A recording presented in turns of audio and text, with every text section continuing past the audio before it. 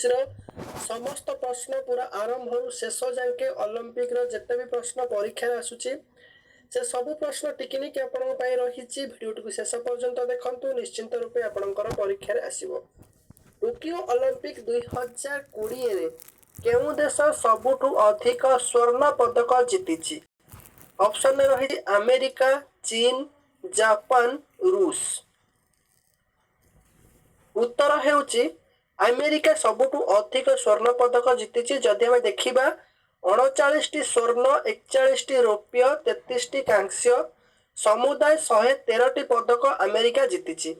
88 पदक जीति चीन रही द्वितीय स्थान में, 38 पदक जीति जापान रही तृतीय स्थान में। परवर्ती प्रश्न देखा टोकियो ओलंपिक 2020 भारत समुदाय केतोटी पदक जीति? ऑप्शन रही 12टी, 15टी, 7टी, 11टी।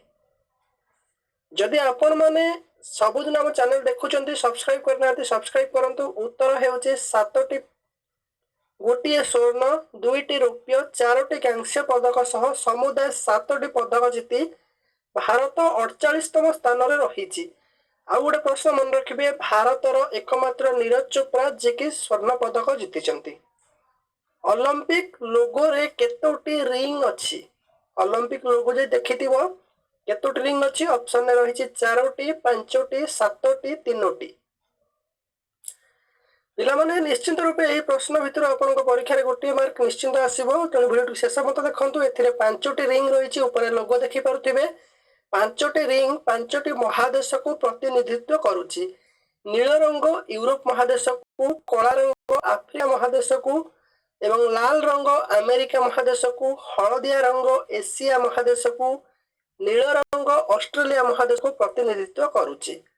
परवर्ती प्रश्न देखिबा ओलंपिक रे केतेतम संस्करण 2020 रे आयोजित होईछि? ऑप्शन रही 21तम, 34तम, 33तम, 32तम।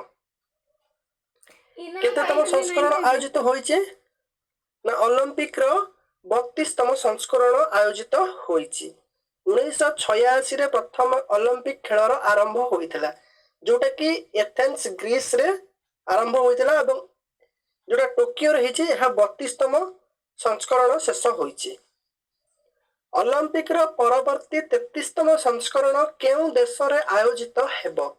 ऑप्शन रहिछि फ्रांस, अमेरिका, कनाडा, भारत। जदि आपण माने उत्तर जानिचंती कहंतु। उत्तर हेउछि फ्रांस रे आयोजित हेबो, जोटा कि फ्रांस रो पेरिस ठारे 2024 समर ओलंपिक आयोजित हेबो। पिला माने जदि तुमको प्रश्न उत्तर वीडियो कार्यक्रम भलो लागुछि गोटे लाइक कर दियो। हॉकी खेल पई ओलंपिक रे केते वर्ष परे भारत पदक जितिला? ऑप्शन रही 48 वर्ष, 75 वर्ष, 44 वर्ष, 41 वर्ष। तेबे हार उत्तर हेउछि 41 वर्ष परे भारत पदक जितिला।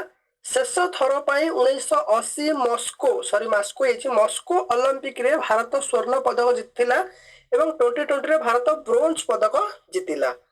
एकमात्र भारतीय जे टोकियो ओलंपिक 2020 रे स्वर्ण पदक जीतिथिले। ऑप्शन रही पीवी सिंधु, मीराबाई चानू, नीरज चोप्रा, बजरंग पुनिया।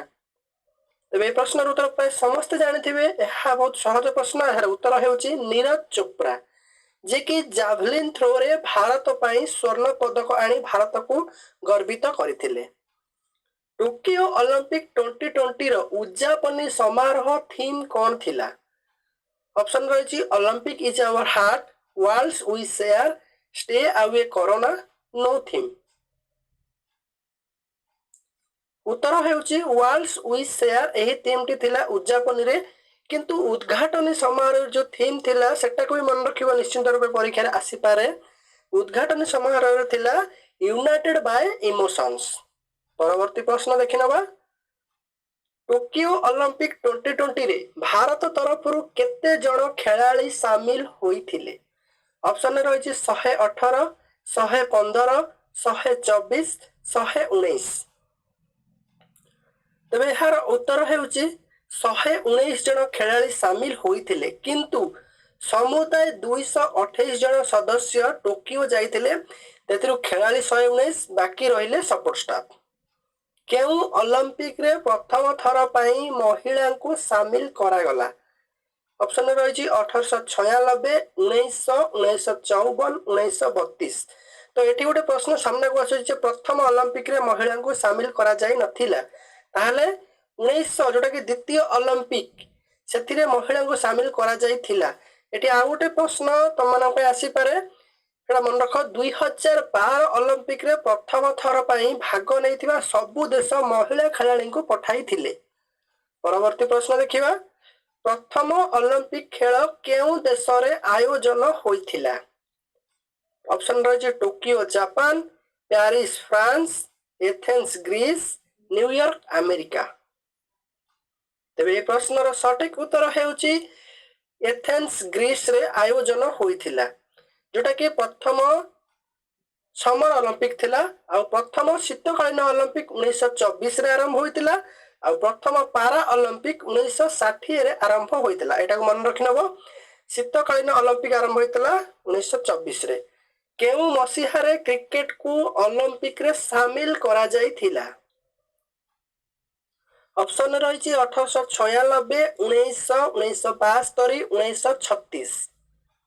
ତେବେ ଏହାର ଉତ୍ତର ହେଉଛି 1900 ମସିହାରେ କ୍ରିକେଟକୁ ଅଲିମ୍ପିକରେ ସାମିଲ କରାଯାଇଥିଲା। ଏଠି ଆଉ ଗୋଟେ ଜିନିଷ ମନେ ରଖ, 1900 ମସିହାରେ ପ୍ରଥମ ଥର ପାଇଁ ଏବଂ ଶେଷ ଥର ପାଇଁ, ତାମାନେ ମାତ୍ର ଥରୁଟେ ଅଲିମ୍ପିକରେ କ୍ରିକେଟ ସାମିଲ ହୋଇଥିଲା, ଯୋଉଟା କି 1900 ମସିହାରେ। ଏଟା ଗୋଟେ ଇମ୍ପୋର୍ଟାଣ୍ଟ ପ୍ରଶ୍ନ, ଏହାକୁ ମନେ ରଖିବ। ପରବର୍ତ୍ତୀ ପ୍ରଶ୍ନ ଦେଖିବା, ଅଲିମ୍ପିକ ଖେଳର ଆରମ୍ଭ କରିବାର ଶ୍ରେୟ କାହାକୁ ଦିଆଯାଏ?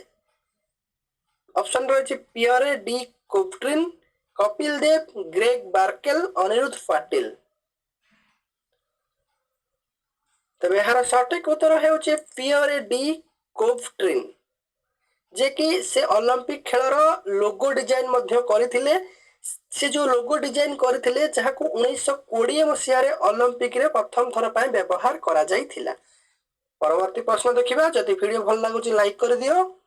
ଅଲିମ୍ପିକ ଖେଳର ଆୟୋଜନ ପ୍ରତି କେତେ ବର୍ଷରେ ଥରେ ହୋଇଥାଏ? ବହୁତ ସହଜ ପ୍ରଶ୍ନ। ଅପସନରେ ରହିଛି 2 ବର୍ଷ, 5 ବର୍ଷ, 4 ବର୍ଷ, 3 ବର୍ଷ।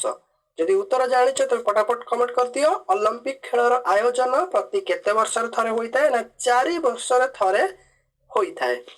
ପରବର୍ତ୍ତୀ ପ୍ରଶ୍ନ ଦେଖିବା, କେଉଁ ବର୍ଷ ଭାରତ ଅଲିମ୍ପିକ ଖେଳରେ ଭାଗ ନେଇଥିଲା? ଅପସନରେ ରହିଛି 1904, 1920, 1924, 1952। 1896ରେ ଆରମ୍ଭ ହୋଇଥିଲା ଅଲିମ୍ପିକ ଖେଳ, କିନ୍ତୁ ଭାରତ ଭାଗ ନେଇଥିଲା 1920 ମସିହାରେ। ଯୋଉ ଅଲିମ୍ପିକର ଯାହା ଥିଲା 7ମ ସଂସ୍କରଣ, ଆଉ ଯାହାକି ବେଲଜିୟମରେ ଆୟୋଜିତ ହୋଇଥିଲା। ଏଟା ମନେ ରଖିବ, ଇମ୍ପୋର୍ଟାଣ୍ଟ। ଅଲିମ୍ପିକର 7ମ ସଂସ୍କରଣରେ ହିଁ ଭାରତ ଭାଗ ନେଇଥିଲା। ପରବର୍ତ୍ତୀ ପ୍ରଶ୍ନ, ଅଲିମ୍ପିକ ଖେଳ କାହା ଦ୍ୱାରା ପରିଚାଳିତ ହୋଇଥାଏ? ଅପସନରେ ରହିଛି ଏଟିପି, ଆଇସିସି, ଫିଫା, ଆଇଓସି। ଏ ଯୋଉ 4ଟି ସଂସ୍ଥା ରହିଲେ, ତ ଅଲିମ୍ପିକ କାହା ଦ୍ୱାରା ପରିଚାଳିତ ହୋଇଥାଏ? ନା ଆଇଓସି ଦ୍ୱାରା। କାହିଁକି ନା ଏଟିପି ଦ୍ୱାରା ପରିଚାଳିତ ହୋଇଥାଏ ଟେନିସ, ଆଇସିସି ଦ୍ୱାରା କ୍ରିକେଟ, ଫିଫା ଦ୍ୱାରା ଫୁଟବଲ ଖେଳର ପରିଚାଳିତ ହୋଇଥାଏ।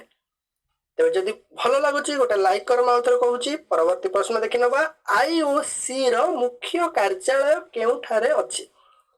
ଅପସନରେ ରହିଛି ଟୋକିଓ ଜାପାନ, ବେଜିଂ ଚୀନ, ଲୁସାନେ ସୁଇଜରଲ୍ୟାଣ୍ଡ, ପ୍ୟାରିସ ଫ୍ରାନ୍ସ। ଏହାର ଉତ୍ତର ହେଉଛି ଲୁସାନେ ସୁଇଜରଲ୍ୟାଣ୍ଡ ଠାରେ ଅଛି। ଏଠି ଆଇଓସି ର ଫୁଲ ଫର୍ମ କହିଦେଉଛି, ମନେ ରଖ, ଇଣ୍ଟରନ୍ୟାସନାଲ ଅଲିମ୍ପିକ କମିଟି। ତେବେ ଦେଖିନେବା ଆଜିର ଶେଷ ପ୍ରଶ୍ନ। ଆଜିର ଶେଷ ପ୍ରଶ୍ନ ହେଉଛି, ଅଲିମ୍ପିକ କମିଟିରେ ବର୍ତ୍ତମାନ କେତୋଟି ଦେଶ ସଦସ୍ୟ ଅଛନ୍ତି? ଅପସନ ରହିଛି 196ଟି, 105ଟି, 148ଟି, 152ଟି। ତେବେ ଏ ପ୍ରଶ୍ନର ସଠିକ ଉତ୍ତର ହେଉଛି 105ଟି ଦେଶ ବର୍ତ୍ତମାନ ସଦସ୍ୟ ଅଛନ୍ତି। ତେବେ ଏହା ଥିଲା ଆଜିର ଅଲିମ୍ପିକ ଉପରେ ଆରମ୍ଭରୁ ଶେଷ ପର୍ଯ୍ୟନ୍ତ ଟିକିନିକ ପ୍ରଶ୍ନ ଉତ୍ତର। ଯଦି ଆପଣମାନଙ୍କୁ ଏହି ଭିଡିଓ ଭଲ ଲାଗିଛି, ନିଶ୍ଚିତ ରୂପେ ଗୋଟେ ଲାଇକ୍ କରନ୍ତୁ। ଚ୍ୟାନେଲରେ ପ୍ରଥମ କରି ଆସିଥିଲେ ଏଜୁକେଶନାଲ ଭିଡିଓ ଦେଖିବା ପାଇଁ ଚ୍ୟାନେଲକୁ ସବସ୍କ୍ରାଇବ କରନ୍ତୁ।